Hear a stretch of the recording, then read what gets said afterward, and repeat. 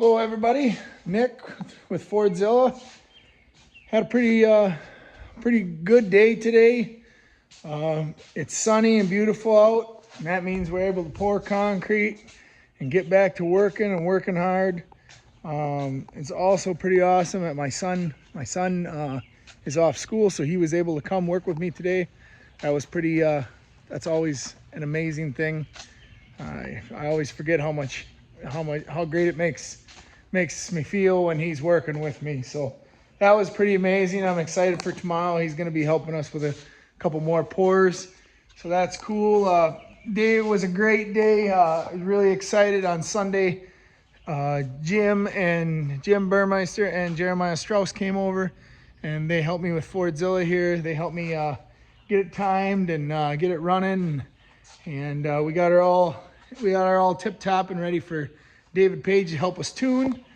Motor just sounds so wicked. I mean, crazy wicked. It reminds me of a monster truck. That's exactly what it sounds like. It's so cracks so loud. You know, I don't know if that's because of the compression, or I assume that's because of the compression. The cylinder pressure is what I'm told. So, but it's awesome. Anyway, where things got bad was today. We got done with pouring and everything. We came here and got hooked up with David about 2 p.m. He started tuning with me. Oh, he worked on it for, I don't know, half an hour or so, and we got her all tuned decent. We went for a couple test runs, and normally what we do is we go out down to the end of the driveway there and do a solid pull, you know, just a wide open pull till rev, and then bring it back, or just rev it up high to where it doesn't like it, and then bring her back. And then he looks at the data and makes adjustments from there. We did the first one. It was all right. It was basically a standard, like you're redoing a motor.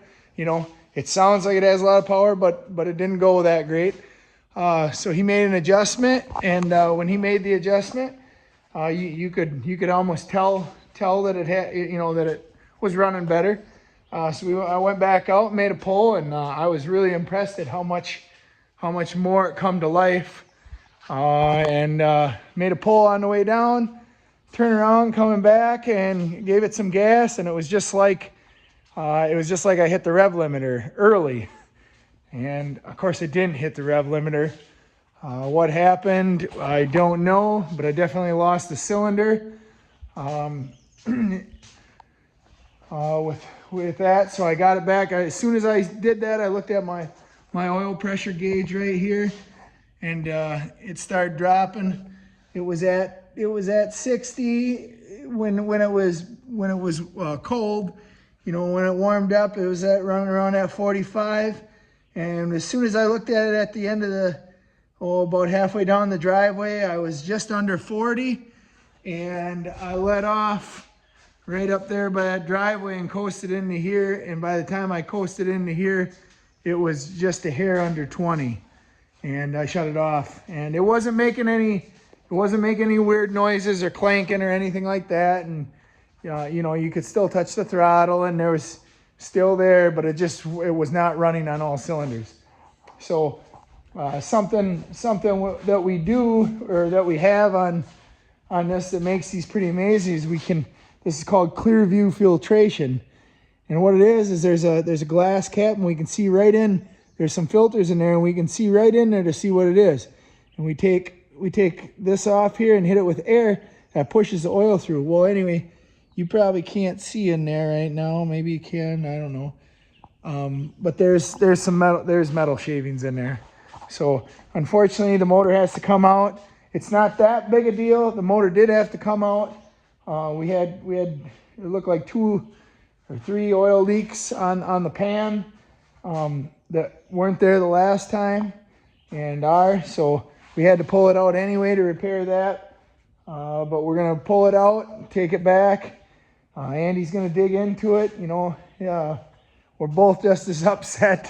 We're equally upset about it, but that's the thing is this stuff isn't easy. It just isn't easy.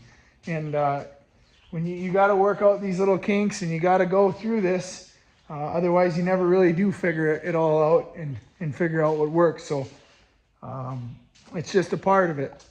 So we're gonna do, I guess we're gonna see what happened here and why it happened, and that's what it is. Unfortunately, I won't be able to make it to Visions this weekend. I had big plans there, and I am a big supporter of Mid-America, and I think that place is awesome, and I don't know anybody that's ever done more for the sport than Mid-America and Robinette. So it really displeases me to not be able to go, but it is what it is. So we still got some time here to get things fixed up. Now this is the real true spare motor for this thing. So we still have the Woolly Bully motor, of course, with the other heads, and I can get that. Hopefully get some heads on there that don't leak and put that in here and run it. Or maybe this isn't that big a deal. We're gonna find out. But so that's where we're at. We're at here. It's quite the process when you tune something like this with injectors and everything. This is our cable. This is what Fordzilla looks like without its shroud on. The fuel tank here. All our ignition and computer, ECU, everything. Here's our laptop cable. I'd like to make a nice laptop holder that sits right here. So I don't have to hold this when my arm with accelerating or braking.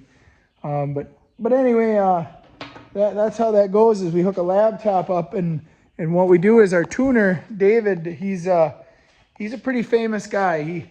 He's been in the high performance world, I believe his whole life. So I don't actually remember who exactly he works for, if it's Edelbrock or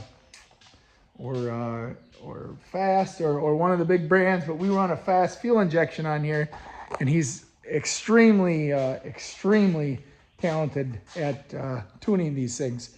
Some fun facts about it is everybody knows Bobby Tanner. Bobby Tanner worked with David Page on his, also Jake Pike, Danny Smith.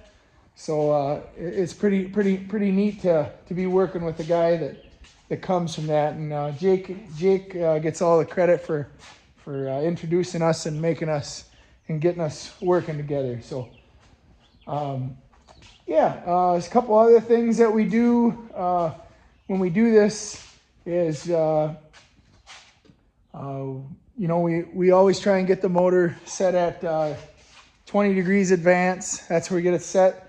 So it starts and idles and everything like that. And then depending on your motor build, we'll adjust the timing due to whatever basically David suggests and the motor builder. So that's kind of what we got going on now. We're gonna tomorrow. Like I said, me and the guys got a couple pours tomorrow that we got to do. It's possible. It's supposed to rain. So if it rains, I'll get in here and help.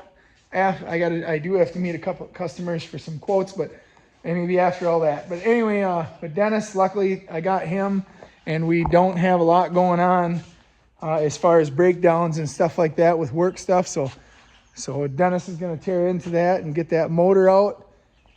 And hopefully, for sure, tomorrow night, I'll get that over to Andy's and we can get it opened up and see what's going on and what happened, what failed. So hopefully, cross your fingers. Hopefully it's something simple or obvious, that just is not that big a deal. There's not a very good shot of that when you see metal in the filters, but and you lose a cylinder or so. But it is what it is. The biggest thing about this is to keep pushing forward, not lose sight of the goal, which is winning or getting the highest points possible in the series, and trying to beat one of my idols in a race or so. So that's the goal, and yeah, sometimes this shit ain't easy. So All right, guys, I'm going to let you go. Bye-bye.